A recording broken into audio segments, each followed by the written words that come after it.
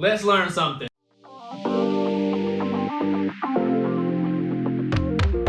Today we're going to be talking about the book of Daniel. Now the book of Daniel is kind of a unique mix for the Old Testament. It does begin with history, but in chapter 7 it makes a strong turn and it starts talking about these future visions or events that's going to happen, like in a prediction standpoint of the New Testament. In particular, Daniel chapter 9, 24 through 27 gives us a very meticulous timeline of when the Messiah will come and the events that'll follow afterward. In both the historical accounts and the prophetic accounts of the book of Daniel, you see that he is presenting or painting a picture that God is ultimately sovereign. Now, the theme of this sovereignty occurs on many different stories. You have whenever Daniel's in the lion's den. You have Shadrach, Meshach, and Abednego being in the fiery furnace. And you also have it with the future arrival of the Ancient of Days, whenever he comes and saves his people from the forces of evil. You have a lot of great stories here in the book of Daniel, and I highly encourage you all to read them. For our animal aspect today, we're going to be talking about something each and every single one of you could probably look on the side of your house and see. It looks like a common green lizard, but it's actually called the Carolina anole. Now, these are very common throughout the state. They change in color from bright green to brown. They do kind of change whichever environment they're in. They also change based on whether they're hot or cold. If they're brown, they're more cold.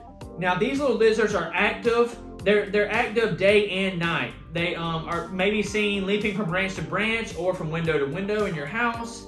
The males possess a flap of skin on the throat known as a dewlap. On breeding males, the dewlap becomes bright red and it expands, or they see it flap out, and that tries to get the attention of the female. On today's Financial Spotlight, we're going to be talking about stock options. Now, this is really hard to explain, and honestly, you really don't understand it until you do it. I don't encourage anyone to just jump out there and start doing options unless you really understand what you're doing. You can make a lot of money like that, but you can also lose money in an instant as well. But nonetheless, let me read you the definition. A stock option gives an investor the right, but not the obligation, to buy or sell a stock at an agreed upon price and date. Now, here's kind of the roundabout way of a stock option. There's two different types of options. You have puts, P-U-T-S, which is when you think the stock is going to go down. You also have calls, C-A-L-L-S, where you think the stock is going to go up.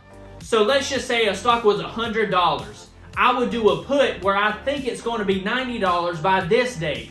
And if it hits that strike price, I make money. Or even if it just heads in that direction, you make a little bit of money. Now, if it was $100 and I think it's going to go to $120, I would do a call for that. And if it hits that strike price or even just goes up to 101, you're making money because it's going in that direction. It's kind of like placing a bet on which way you think it's going to go, but it's not really a bet because you're able to do your research. And if you know, for instance, if Apple was about to come out and say, hey, we're about to release 1 million iPhones, you know the stock most likely is going to go up. So you would put a call on it and just say it's going to go up. Or if you hear bad news, you can do a put and say the stock's going to go down because of the bad news. Again, I would highly recommend you stay away from it unless you really know what you're doing. I have lost money in an instant like that, but I've also gained it in an instant. So that's kind of a rough explanation of stock options. On today's History Spotlight, we're going to be talking about the Republican Party. The Republican Party is also referred to GOP, which is Grand Old Party. It's one of the major two political parties in the United States. The Republican Party emerged in 1854 to combat the Kansas-Nebraska Act and the expansion of slavery into the American territories. The early Republican Party consisted of Northern Protestants, factory workers, professional businessmen, prosperous farmers, and after 1866, former black slaves. Abraham Lincoln was the first Republican president, and he kind of brought the party to where it is on a global stage. The Republican Party is kind of more of a party, to give you a rough analogy, it's basically saying that, like, I'm not going to give you a fish, I'm going to teach you how to fish. Some main things that the Republican Party believes is lower taxes, less government, less big bank spending, not as many government spending on these kind of things, disability, paying people to stay at home. It's more military focused, more individual focused. It believes that most of the problems within society is an individual problem, whereas the Democrats believe it's more a societal problem. Republicans are really pro-guns, police enforcement, law enforcement, a lot of those different things. I highly encourage you, do your research on Republican and Democrat parties, so that way you can know which way you're voting. You can understand what your party actually represents.